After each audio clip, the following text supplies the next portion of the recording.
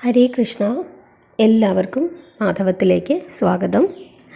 ഞാൻ ഇന്നലെ വൈശാഖ മാസത്തെ പറ്റി ഒരു വീഡിയോ ഇട്ടിരുന്നു.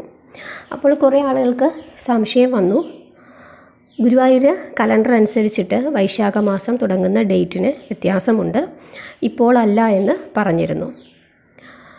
ഞാൻ ഫോളോ ചെയ്യുന്ന കലണ്ടർ എന്ന് പറയുന്നത് ദൃക് പഞ്ചാംഗാണ്.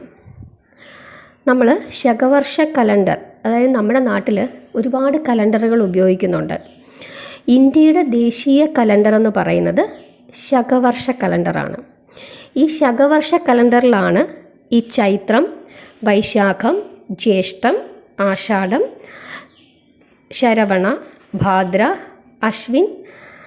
അശ്വിനം, കാർത്തിക, അഗ്രഹായ, പൗഷ, മാഘ, ഫാൽഗുന ഇങ്ങനെയുള്ള 12 മാസങ്ങൾ. ഗ്രിഗോറിയൻ കലണ്ടർ നമ്മൾ ലോകവ്യാപകമായി ഉപയോഗിക്കുന്ന കലണ്ടറാണ്. ജാനുവരി, ഫെബ്രുവരി, മാർച്ച് അങ്ങനെയുള്ള കലണ്ടർ. അതിൽ തന്നെ ഫിനാൻഷ്യൽ കലണ്ടർ വ്യത്യാസമുണ്ട്, മാർച്ച് ടു ഏപ്രിൽ. അതുപോലെ തന്നെ മലയാളം കലണ്ടറുണ്ട്, ചിങ്ങം, കന്നി, തുലാം ആ കലണ്ടർ. അതുപോലെ തമിഴ് കലണ്ടറുണ്ട്, തെലുങ്ക് കലണ്ടറുണ്ട്, പലതരത്തിലുള്ള കലണ്ടറുകളുണ്ട്. നമ്മൾ ആലോചിക്കുക, നമ്മൾ ഈ രാമനവമി, സീതാ ജയന്തി ഇങ്ങനെയുള്ള ആചാരങ്ങളൊക്കെ നമ്മളത് നമ്മുടെ ഈ വീഡിയോയിൽ, നമ്മുടെ ഈ ചാനലിൽ പറയുന്നുണ്ട്. അപ്പോൾ ഈ ഒരുപാട് ദിവസങ്ങൾ, ഹനുമാൻ ജയന്തി, ഇപ്പോൾ ഈ പൗർണമി, ചൈത്ര പൗർണമിയാണ്, ചൈത്ര മാസത്തിലെ പൗർണമി. ഇപ്പോൾ ചൈത്ര നവരാത്രി ഇപ്പോൾ കഴിഞ്ഞതേ ഉള്ളൂ അല്ലേ. അപ്പം അതെല്ലാം നമ്മൾ ദൃക് പഞ്ചാംഗ് വെച്ചിട്ടാണ് പറയുന്നത്. അതിൽ നിന്നും വ്യത്യാസമുണ്ട്. മലയാളം കലണ്ടറും മലയാളം പഞ്ചാംഗവും തമിഴ് പഞ്ചാംഗവും ഒക്കെ അതിൽ നിന്നും അങ്ങോട്ടും ഇങ്ങോട്ടും ഡേറ്റുകൾക്കൊക്കെ വ്യത്യാസം വരുന്നുണ്ട്. നമ്മൾ ആലോചിക്കുക, കഴിഞ്ഞ തവണ നമ്മുടെ പ്രധാനമന്ത്രി തൃശ്ശൂർ വന്ന സമയത്ത് ആണെന്ന് തോന്നുന്നു, തിരുവനന്തപുരത്തൊക്കെ വന്ന സമയത്ത് പറഞ്ഞ ഒരു കാര്യം നിങ്ങൾ ആ പ്രസംഗം കേട്ടിട്ടുണ്ടെങ്കിൽ മനസ്സിലാകും. ചൈത്ര നവരാത്രി നടക്കുന്ന സമയത്താണ് എന്ന് പറയുന്നുണ്ട്. അപ്പോൾ അതാണ് ചൈത്രമാസം. ചൈത്രമാസം തുടങ്ങി. ചൈത്രമാസത്തിലെ ഇന്നത്തെ പൗർണമി ദിവസം കഴിയുമ്പോൾ മുതൽ ദൃക് പഞ്ചാംഗ് അനുസരിച്ചിട്ട് വൈശാഖ മാസം തുടങ്ങുകയാണ്. പക്ഷെ ഞാൻ നോക്കിയപ്പോൾ, നിങ്ങൾ പറഞ്ഞപ്പോഴാണ് ഞാനത് ശ്രദ്ധിച്ചത്, മലയാളം പഞ്ചാംഗത്തിലും, മലയാളം ഈ ഗുരുവായൂർ പഞ്ചാംഗമെന്ന് പറയുന്നത് മലയാളം പഞ്ചാംഗമോ അല്ലെങ്കിൽ തമിഴ് പഞ്ചാംഗമോ ഒക്കെ നോക്കിയിട്ടാണ് എഴുതുന്നത്. അപ്പോൾ അതുകൊണ്ടാണ് ആ ഡേറ്റിന് വ്യത്യാസം വന്നത്. പക്ഷെ നമ്മുടെ ഈ ചാനലിൽ ദൃക് പഞ്ചാംഗാണ് ഫോളോ ചെയ്യുന്നത്. അതുകൊണ്ടാണ് എനിക്ക് അങ്ങനെ പറയേണ്ടി വന്നത്. ദൃക് പഞ്ചാംഗ് അനുസരിച്ചിട്ട് ഉത്തരേന്ത്യൻ ഭാഗങ്ങളിലെല്ലാം തന്നെ വൈശാഖ മാസം തുടങ്ങുന്നത് ഞാൻ ഈ പറഞ്ഞ സമയത്താണ്. പക്ഷേ ഗുരുവായൂർ അമ്പലത്തിലെ കലണ്ടറിലോ അതല്ലെങ്കിൽ നമ്മുടെ കേരളത്തിലെ പഞ്ചാംഗം അനുസരിച്ചോ ഡേറ്റിന് വ്യത്യാസം വരാം. പക്ഷേ കേരളത്തിൽ നമ്മൾ ആലോചിക്കുക, നമ്മൾ ഈ ചൈത്ര നവരാത്രി അതല്ലെങ്കിൽ രാമനവമി ഇങ്ങനെയുള്ള ആഘോഷങ്ങളൊന്നും പണ്ടത്തെ കാലത്ത് നമ്മൾ ആഘോഷിച്ചിട്ടില്ല. നമുക്കൊരു നവരാത്രിയേ ഉള്ളൂ അല്ലേ. അപ്പോൾ ഈ വിശേഷങ്ങളൊക്കെ പറയുന്നത് കൊണ്ടാണ് ഈ കാര്യം ഞാൻ പറഞ്ഞത്. കേരളത്തിലുള്ള ആളുകൾ ഗുരുവായൂർ കലണ്ടറാണ് ഫോളോ ചെയ്യുന്നതെങ്കിൽ ആ സമയം നിങ്ങൾ വൈശാഖ മാസമായി ആചരിച്ചാൽ മതി.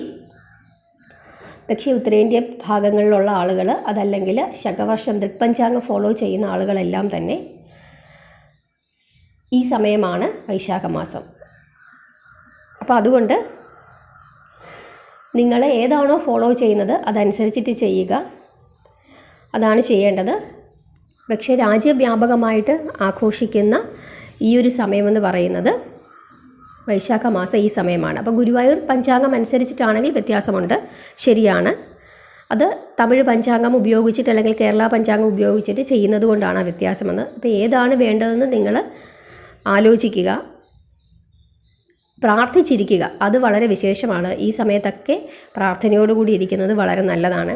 കലണ്ടറുകളുടെയും പഞ്ചാംഗത്തിൻ്റെയും വ്യത്യാസം കൊണ്ടാണ് ഡേറ്റിന് വ്യത്യാസം വന്നത്. അപ്പോൾ അത് മനസ്സിലാക്കുക. നിങ്ങൾ ഗൂഗിളിൽ സെർച്ച് ചെയ്ത് നോക്കിയാൽ ഡേറ്റ്, ഞാൻ പറഞ്ഞ ആ ഡേറ്റ് നിങ്ങൾക്ക് കാണാനായിട്ട് പറ്റും. അതുപോലെ തന്നെ നിങ്ങൾ ഞാനിപ്പോൾ യൂട്യൂബിൽ കൂടെ സെർച്ച് ചെയ്ത് നോക്കി എന്തെങ്കിലും വ്യത്യാസമുണ്ടോ എന്ന് നോക്കിയപ്പോൾ നിങ്ങളിത് അടിച്ചു നോക്കുക. വൈശാഖ മന്ത് ഇൻ 2024 എന്ന് അടിച്ചു കൊടുത്തു കഴിഞ്ഞാൽ ഉത്തരേന്ത്യൻ ചാനൽ, അതായത് ഹിന്ദി ഇംഗ്ലീഷ് ചാനലുകളൊക്കെ നിങ്ങൾക്ക് കിട്ടും. അപ്പോൾ ഡേറ്റ് ഞാൻ ഈ പറഞ്ഞ ഡേറ്റിലാണ്. കാരണം അതൊക്കെ ദൃക്പഞ്ചാംഗം ഫോളോ ചെയ്യുന്നത് കൊണ്ടാണ് അങ്ങനെ വന്നത്. ശരിയാണ്, ഞാൻ നോക്കിയപ്പോൾ മലയാളത്തിൽ ആരും ഇങ്ങനെ ഒരു വീഡിയോ ചെയ്തിട്ടില്ല. കാരണം അവരൊക്കെ ഗുരുവായൂർ കലണ്ടർ അനുസരിച്ചിട്ട് ഫോളോ ചെയ്യുന്നത് കൊണ്ടായിരിക്കാം അങ്ങനെ പറഞ്ഞത്. അപ്പോൾ നിങ്ങൾ ഏതാണെന്ന് വെച്ചാൽ ആലോചിച്ച് മനസ്സിലാക്കുക. അപ്പോൾ ഈ വ്യത്യാസം നിങ്ങളൊന്ന് മനസ്സിലാക്കിക്കോളൂ. നിങ്ങൾക്ക് ഇഷ്ടമുള്ളതുപോലെ ഏത് സമയത്താണോ നിങ്ങൾക്ക് ചെയ്യാൻ പറ്റുന്നത് അതനുസരിച്ചിട്ട് ചെയ്യുക. പക്ഷെ ഒരു കാര്യമുണ്ട്, പ്രാർത്ഥിക്കുന്നതിന് നമുക്ക് ഇന്ന സമയമൊന്നൊന്നുമില്ല. എപ്പോൾ വേണമെങ്കിലും പ്രാർത്ഥിക്കാം. ഭഗവാൻ എല്ലാവരുടെയും പ്രാർത്ഥന കേട്ടിരിക്കും. അപ്പോൾ ഈ സമയം വളരെ വിശേഷപ്പെട്ട ദിവസമാണ് എന്ന് നിങ്ങൾ ആലോചിക്കുക. കാരണം നമ്മൾ രാമനവമിയൊക്കെ ആഘോഷിച്ചത് ചൈത്രമാസത്തിലാണ്. അതൊക്കെ ഒന്ന് ചിന്തിക്കുക, വ്യത്യാസം മനസ്സിലാക്കാൻ വേണ്ടിയിട്ടാണ് പറഞ്ഞത്. എന്തായാലും പ്രാർത്ഥനയോടുകൂടി ഇരിക്കുക. വ്യത്യാസം നിങ്ങൾക്ക് മനസ്സിലായെന്ന് വിചാരിക്കുന്നു. ഹരേ കൃഷ്ണ.